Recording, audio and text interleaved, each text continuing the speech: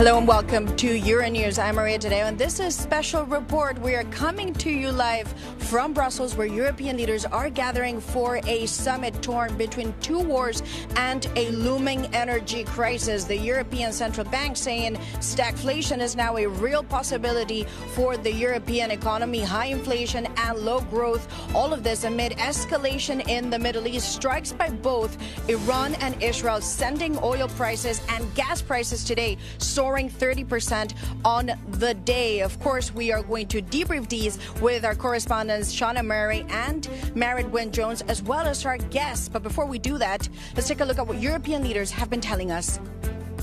There are no alternative of international rules-based order, because the alternative is the war in Ukraine. The alternative is unfair competition on trade. We will continue to ask for de-escalation. What we saw this morning happening over the last hours has a direct impact on the region, but also on Europe, not only in terms of security, but also in terms of rising prices that we see on energy sources that we are dependent on. Iran's attacks on Qatar energy infrastructure create further chaos, and it's clear that we need an exit from this war, not escalation. This is a very defining moment for the European Union, and I think that we need to send a clear message to our citizens and the rest of the world that Europe is with multilateralism and is with international law, and we are against this war. We would like to get the oil which is ours from the Ukrainians, which is now blocked by the Ukrainians. I will never support any kind of decision here which is in favor of Ukraine. Still, the Hungarians are not able to get the oil which belongs to us. So, it's not a joke. It's not a political game. Zelensky should understand it, that this is not a game. We have to do the loan. It's as simple as that. It has been politically decided, so it has to be executed. We have to continue to support Ukraine financially, but I also believe that Europe should be present at the negotiating table. European leaders calling for de-escalation, but of course that is easier said than done. I also want to bring you some new lines from the President of the United States, speaking to reporters, saying once again this war is needed, it is necessary, it was something that was required for global security. President Trump also telling reporters he will not put boots on the ground in Iran, and says that it will end soon without giving details. But of course that is the big question, and it is the question for European leaders to gathering in Brussels. Let's now go to Shauna Murray, who's been monitoring the summit since it started about 9 hours ago now. Shauna, this summit was supposed to be about the European economy, was supposed to be about bolstering the European industry, and now it's been completely rattled by the geopolitics. That's right, Maria. Another EU summit, another situation where the EU is forced to respond to a crisis not of its making. At this stage, of course, the Iran war. And EU leaders have really responded in the past few days quite harshly at what's happening in Iran, because of the fact that they weren't given any information ahead. They weren't consulted. Friedrich Merz, the German Chancellor, said that if he had been consulted, he would have advised against this war.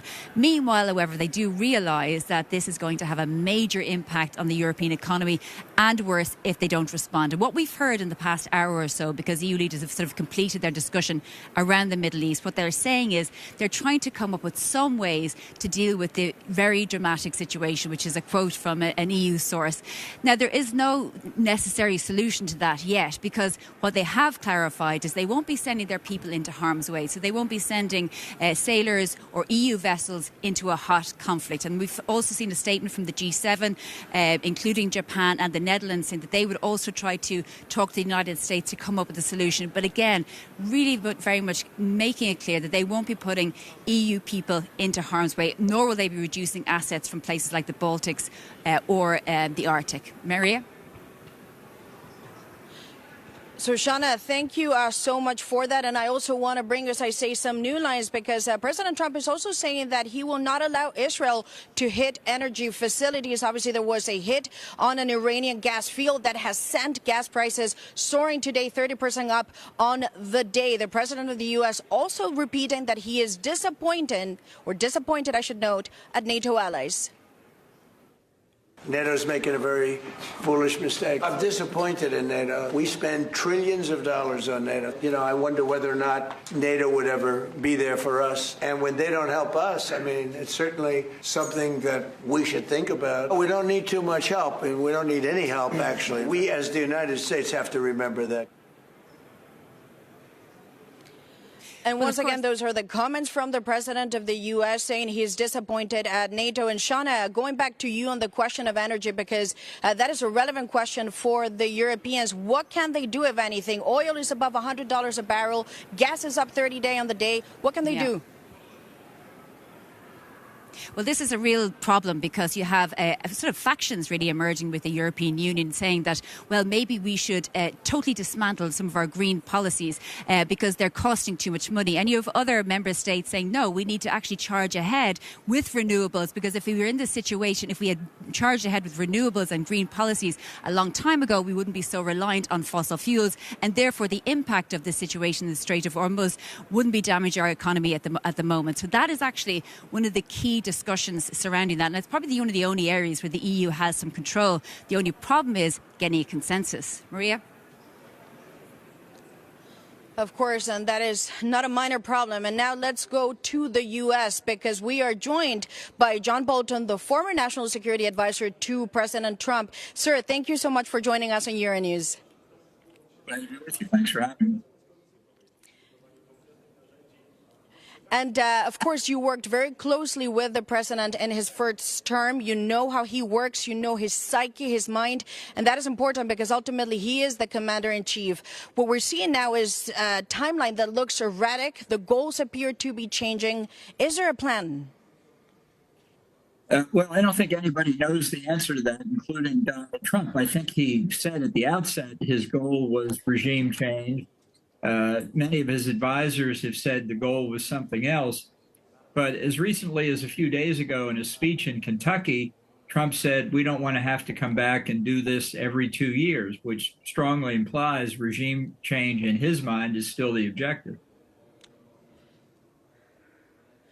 So that is the goal, and you're also a vocal supporter of regime change in Iran. But from the outside, it seems this regime is not changing, or if anything, is doubling down on the hardliners, and the protests are not really happening. Is regime change really possible now, 3 weeks into this war?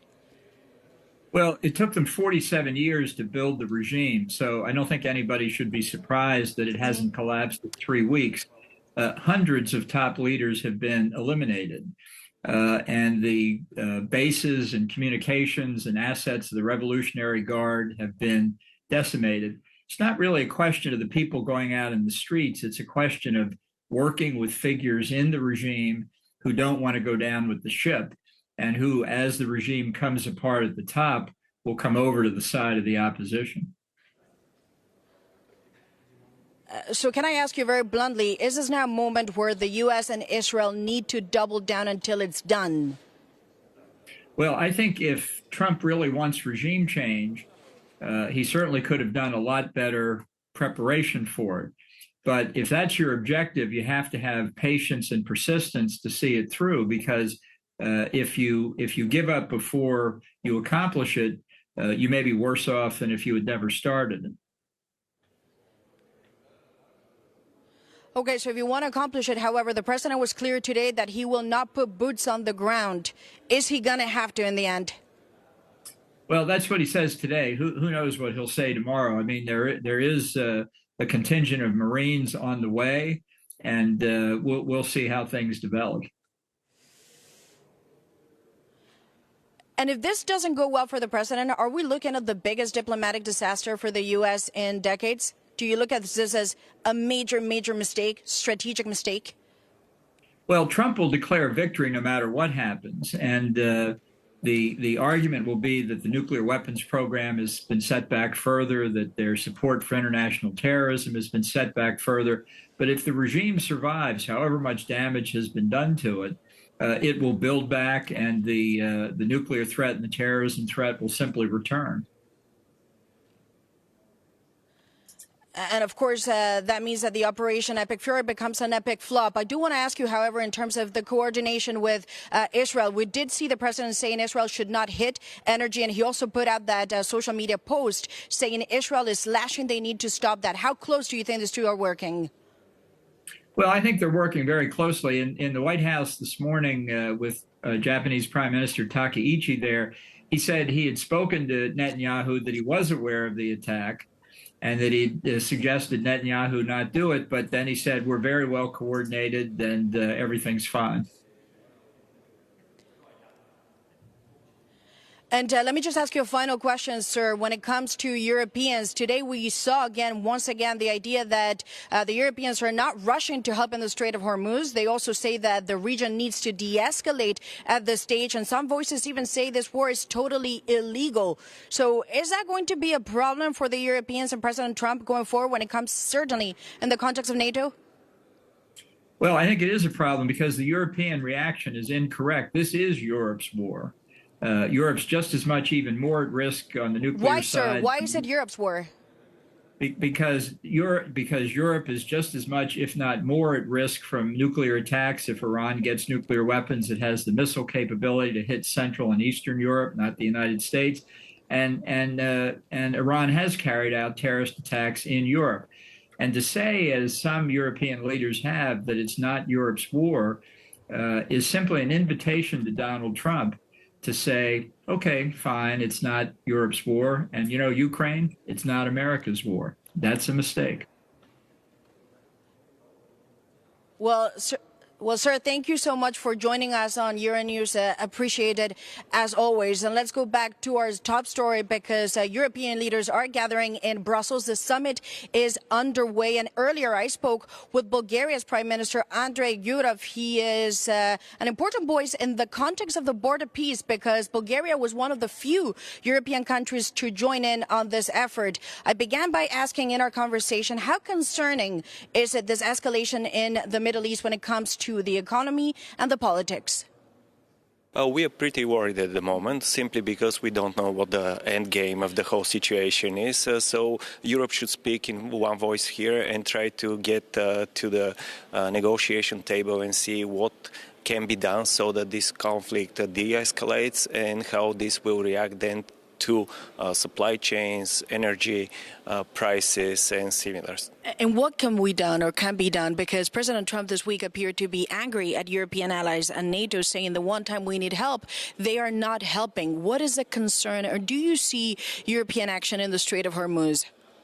At the moment, I don't see direct involvement of the European Union in the Strait of Hormuz, but in any case, we are long-standing partners. Europe has always stood beside its allies and partners, and I think the right way forward is to get back to the negotiation table and discuss together with our partners how this war can be ended. So it's about diplomacy now. Is there a diplomatic role when it comes to Iran, however? Because it seems the language coming out of Israel and certainly the U.S. is that this is a terrorist regime. It will not get done or changed through words. You still believe there's a diplomatic way out?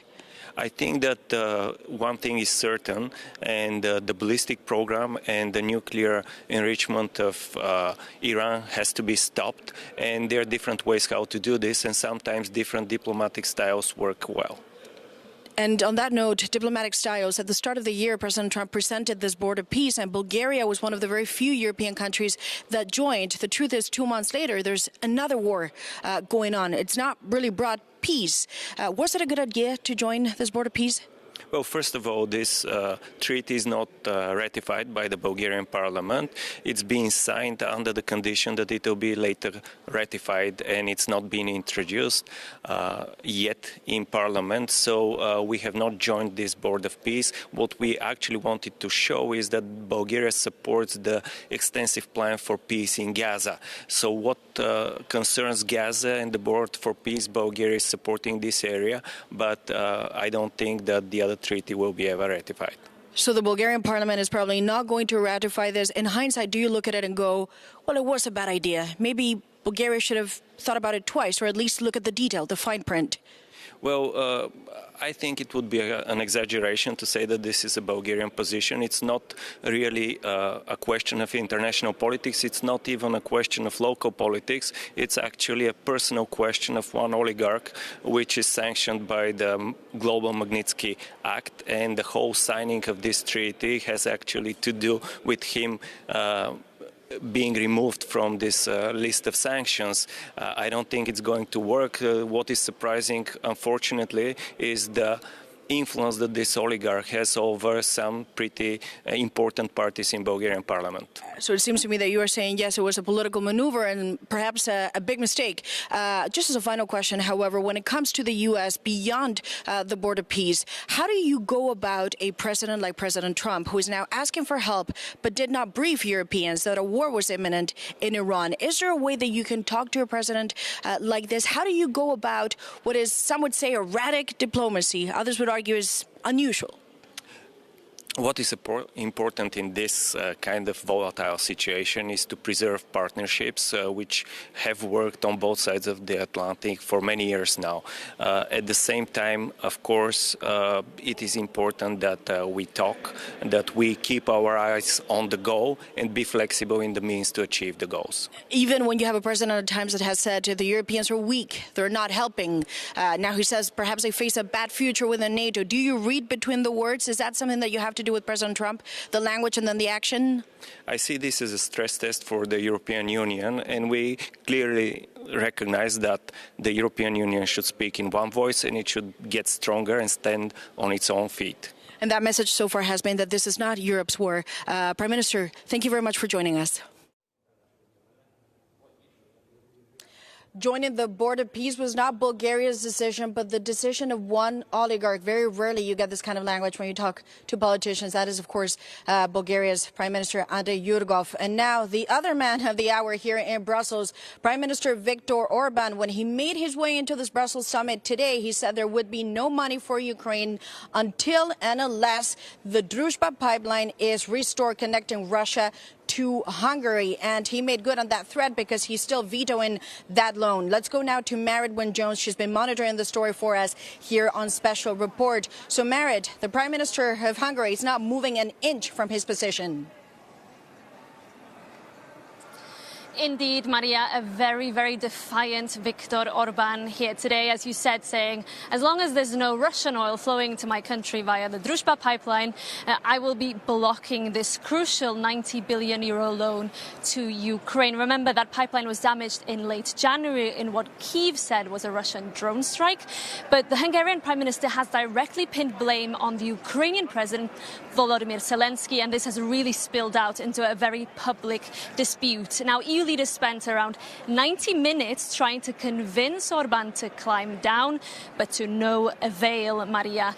There was a really tense atmosphere. One diplomat told me that that discussion was very fiery, and that's because EU leaders are very exasperated here. They say Ukraine desperately needs that money if it is to hold the front line, but also they're frustrated with the way that this has really spilled over into Orban's re-election campaign back at home, where he has even been accusing the EU and Ukraine of colluding with Ukrainian opposition in order to weaken his position as he goes into this last stretch of this very crucial re-election campaign ahead of the elections on April the 12th, Maria.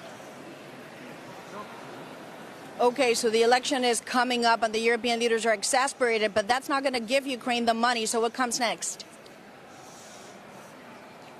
Well, exactly, because there is really no plan B, Maria. Either Orban approves this loan or Ukraine is not getting the money anytime soon. There are really two ways out, I would say, at this point. Either the Druzhba pipeline is repaired and the oil flows from Russia are restored into both Hungary and Slovakia. Orban then climbs down on his veto. Zelensky has said that those repair works could take as much as a month and a half, though, so that's not going to happen anytime soon. And realistically, the other really way out is that there is a result on April the 12th in that Hungarian election where Orban is not re-elected. That would also potentially solve this issue. So really all eyes, Maria, on what happens when Hungarians head to the ballot box in just a few weeks' time. Back to you. Well, thank you for that, Marit. And of course, the flip side to the story is Ukraine. And earlier, I spoke with the Ukrainian Finance Minister, Serhiy Marchenko, and I began by asking him this veto. How critical is it for Ukraine finances? It's definitely not welcoming news from Brussels, but I think that all our counterparts and countries which support Ukraine are doing their best to secure Ukraine's financial needs for the next 2 years. That's why I'm confident enough that rather sooner than later we will be able to get access for this 90 billion euro loan. And I have no doubt that will happen because we, practically speaking, have a very close cooperation with different European departments. We are finalizing right now our strategy, which includes all necessary spending facilities for our budget, defense leg as well as budget legs. So from our perspective, we are doing our best with relevant departments to prepare everything for a political perspective to be ready to kick off the loan. So sooner than later, you say, but the Prime Minister of Hungary, he keeps repeating this pipeline, the Druzhba pipeline has been sabotaged on purpose. And he says if there's no oil, there's no money. Is that something that concerns you, that by the end of April, you'll have to wait until the end of the Ukrainian election, maybe even May, June, you may still not get this money? When does it become critical for Ukraine? Well, I don't want to comment on any political sensitive question, so I believe that this question very sensitive politically. That's why please let me abstain for answering this question. I don't want to comment on any political questions which can question our credibility or give additional arguments for our opponents. And of course, there's a third party here, and that is the EU, the European leaders. Today, the message that we heard is that a deal is a deal. This was agreed in December, and it needs to happen. But obviously, if it doesn't happen and there's no loan, is it time at some point, would you say, to think about a plan B, maybe bilateral contributions on the interim, bring up back again the idea of the Russian frozen assets? Thank you, Maria, for mentioning frozen Russian assets. It's a good hint for us to repeat that we are ready to open again this discussion. I think that in December, these intermediate steps, which provide us 90 billion loan, was a good signal of support of Ukraine. But the best possible signal is a reparation loan. Definitely, it's something we really needed. That's why if there is no solution for Plan A, so let's speak about any other sort of possible decision. So you're saying, if I understand correctly, that for Ukraine, you have not given up on the frozen assets. You've not given up on the reparations loan. Of course not. Of course not. It's our strategy. We really think that it's fair enough to expect that Russia should pay for the damages they done in Ukraine. That's why no doubts from my side. I repeated this in my meetings with G7 ministers of finance. In December, I mentioned that we are not happy that this decision. Of course, we are grateful for this decision, but we fair enough to expect that bigger decision can appear. And Minister, of course, your job is to make sure that the Ukrainian economy is able to operate in very difficult circumstances. I do wonder, however, the idea of a ceasefire, it has been floated many times. Ukraine says it's ready to accept it. Russia has not until now. When you look at the rest of the year and maybe even going into 2027, are you preparing for a budget that is still dedicated to war? Well, we are very pragmatic in our ministry, so any positive scenarios, of course, we are welcoming any negotiations. We really take care about our stance on this matter. But to be honest with you, we are preparing for any scenario for us. That's why, despite the fact that we plan ongoing war for this year only, we are ready to start thinking what we can do in 2027 and to prepare ourselves for a longer war. And just as a final question, sir, of course, there is the other pressure point, and that is sanctions. We are seeing the situation in the Middle East. It's also complicating things for Ukraine. There has been some easing of sanctions, certainly when it comes to Russian oil. How do you assess that? Is that something that you say it is a really bad idea? Or do you understand where the thinking is coming from? I don't want to estimate decisions which now different leaders are making in a rush. Because when you in a rush, you're making some very quick decisions which are not fully prepared. That's why I prefer to stick to the real strategy to impose additional sanctions on Russia. Right now, it's like we provide them with additional benefits to wage a war in Ukraine. Well, Minister, thank you so much for joining us on this special program, and appreciate it. Thank you. Bye. And that was Ukrainian Finance Minister Serhiy Marchenko saying when you make decisions in a rush, you can make mistakes. That is, of course, a reference to that decision from the U.S. administration to ease some of the sanctions on Russian oil at sea because the energy question is very much at play in this summit. We've seen oil prices now hover above $100 a barrel. Gas prices today up 30%. This is going to have a major repercussion on the European industry and the European households. And this is one of the themes debated by leaders today here in Brussels. Let's go back now to Shauna Mary, who's been monitoring the story for us. Now, Shauna, let's go back to the Middle East. The Europeans keep saying this needs a way out and it should be diplomatic. How can they do this? Do they have a voice? Well, that's the key question. I think that's really important. But actually, you know, at the start of this show, we talked about how EU leaders had finished their discussions on the Middle East. And the conclusions were, you know, fairly weak and fairly light, calling for a de-escalation and saying that they would try to discuss with the United States and amongst themselves about a way forward to securing the Strait of Hormuz. But actually, in the last few minutes, I've heard from EU sources that now EU leaders are reconsidering those conclusions and they want to restart the discussion on Iran, not just Iran, but the overflow into Lebanon, and the wider Middle East, in particular, taking into account those skyrocketing oil and gas prices. So we don't know exactly what they want to change in the conclusions, but certainly a lot of them are feeling that they really aren't punchy enough, and also taking into account that this war is coming into 3 weeks now at this point, but it's not nearing an end. And also a lot of sources also saying to me that people are quite annoyed about EU leaders, member states are quite annoyed about the fact that they don't understand the objectives yet or the contours or the parameters of this conflict. Maria? And of course, the situation in Lebanon has escalated over the past few days, and we'll bring you the latest, of course, on Euronews. And let's go now to Geneva, because we are joined by Israel's ambassador to the United Nations, Danny Danon. Sir, thank you so much for joining us on Euronews. Before we start, however, I want to play you this clip. Let's take a look. There are no alternative of international rules-based order because the alternative is the war in Ukraine. The alternative is unfair competition on trade. We will continue to ask for de-escalation.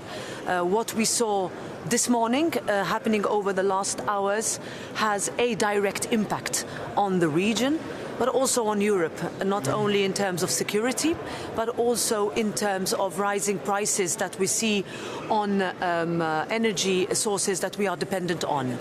Iran's attacks on Qatar energy infrastructure create further chaos, and it's clear that we need an exit from this war, not escalation. This is a very defining moment for the European Union, and I think that we need to send a clear message to our citizens and the rest of the world that Europe is with multilateralism and is with international law, and we are against this war.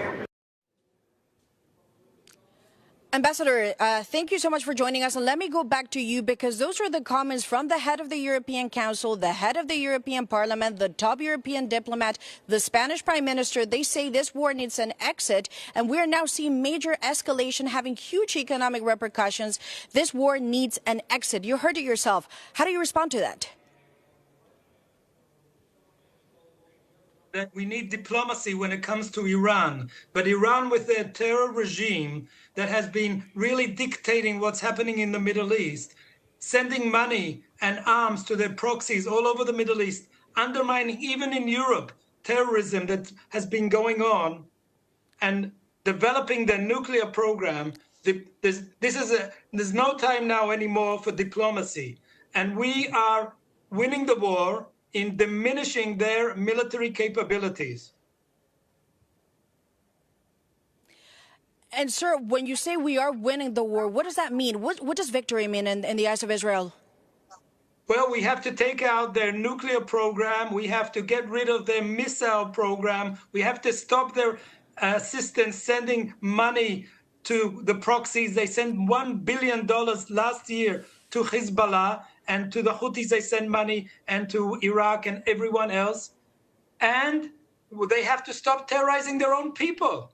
You know, now there is the Nowruz festival in Iran, and the people there cannot go out freely and celebrate. But, sir, you know, a few weeks ago I spoke with your foreign minister, Gideon Sar, who said ultimately it comes down to the Iranian people to decide who leads them. But Israel wants to create the conditions on the ground for regime change. What we're seeing now, however, is retaliation from Iran, a mess in the energy market. The regime is still in place, doubling down, and we're not seeing protests. So, again, I ask you, how are you winning the war?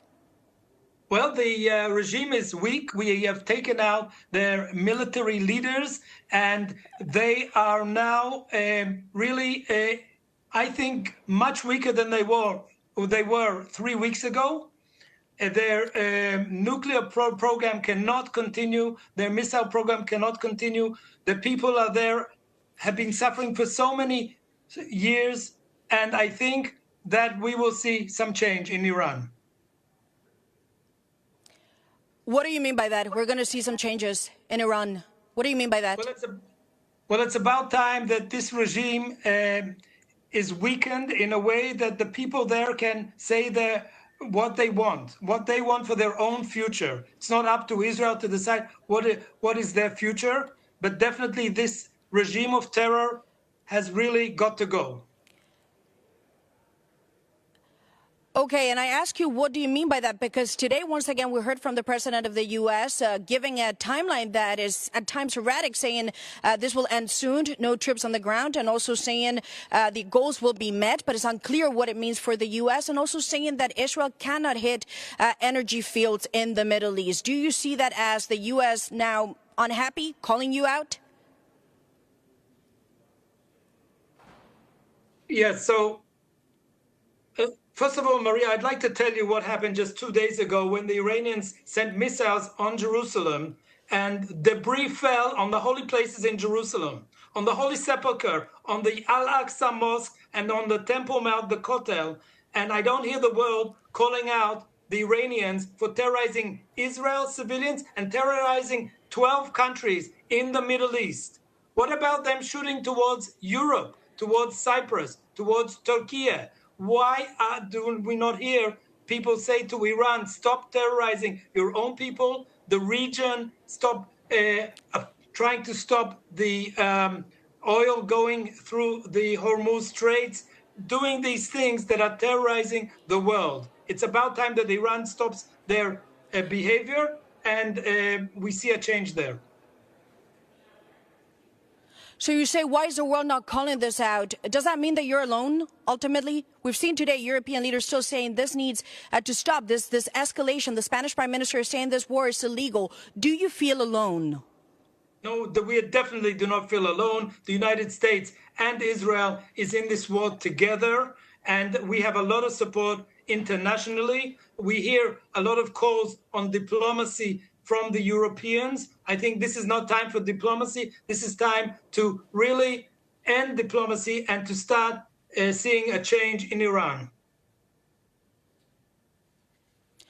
Well, Ambassador, thank you so much for joining us on Euronews today in this ongoing story, because as I say, the meeting here in Brussels, the 27 heads of states are gathering here, very much dominated by the situation in the Middle East. But that is also going to have economic repercussions on the European economy. Today, the ECB also warning that we could enter a period of stagflation, that is low growth and high inflation. To debrief, we are joined by Enrico Letta, who, of course, is a former Italian prime minister, but also penned a very influential report about how to reboost the European economy. Mr. Letta, I got to ask you, from an economic perspective, how worried are you? I'm very worried. I think what is happening is a disaster for today, but is a disaster also for tomorrow, for the next weeks, for the next months. It is clear that there's an energy cost that is growing.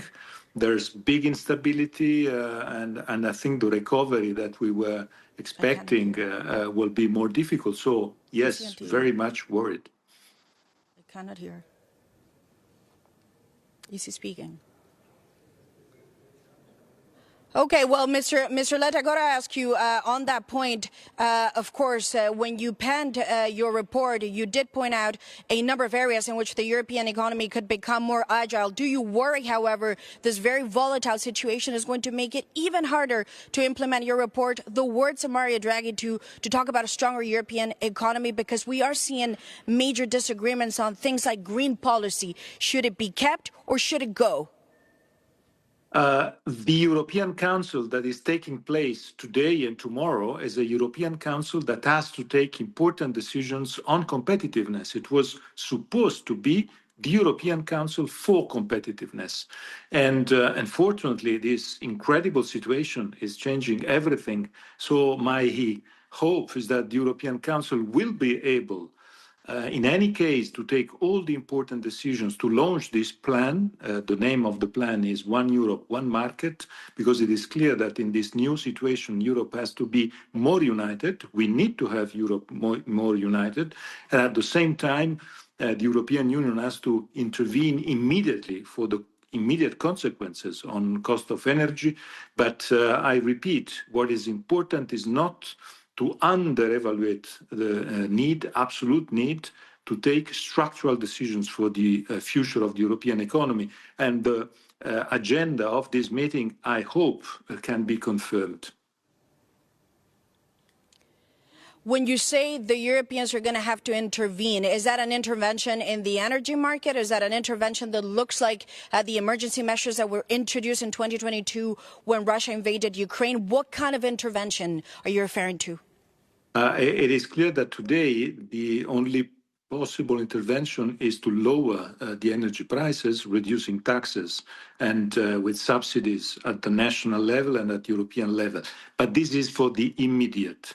What is important is that the European Union has to take the decisions to foster and integrate the single market, the economy, integrating financial markets, creating the energy union. The big difficulty today is also because we don't have energy union. We don't have interconnectivity completed at the European level. We don't have a united financial market. So we are confronted by structural problems and at the same time with an issue that is very conjunctural.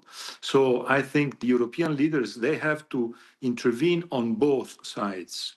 Immediate interventions to lower the cost of energy today, but they have to continue working on implementing the reports on how to strengthen European economy, integrating the single market, creating this plan, One Europe, One Market, that is for the next months and next years. The main problem with Trump, is Trump is setting the agenda every day in a different way. The European leaders, they have to be very, very focused on their own agenda. That is fundamental. But I got to be very honest at this point. Do you believe this European leadership is up to the task? Can Ursula von der Leyen get this job done? Emmanuel Macron, the German chancellor, because many would argue at this stage, your report came out 2 years ago. Draghi's report came out 2 years ago. It's all talk, no action. Yesterday, the European Commission launched this plan, EU Inch, for the so-called 28th regime, for creating new companies and having a corporate law specifically simple for companies, for enterprises, and I think it is a good first step. It is clear that this council was supposed to be the one to implement the economic structural measures, and it is clear that if this council is totally kidnapped by the present crisis on the Hormuz, it is clear that the main damages for Europe are also the damages related to the fact that Europe is not able to take the decisions that Europe has to take for the next and long-term issues on structural. So I hope the leaders will be able to tackle the present crisis, but at the same time, they have to think on the structural problems Europe has, and they have to implement this plan, One Europe, One Market. That was the reason of the meeting before the Iran crisis. And of course, thank you so much, Mr. Letta, for joining us. This meeting, the summit underway continues. You can catch the latest on Euronews, on the focus certainly on the energy impact of this war. Thank you so much for joining us and have a great night.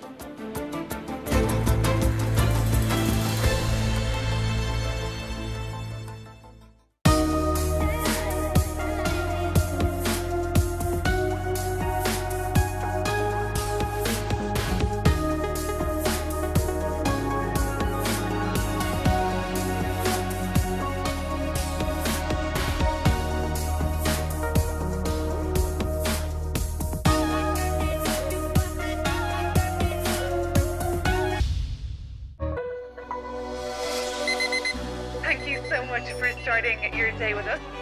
You're live here on Euronews.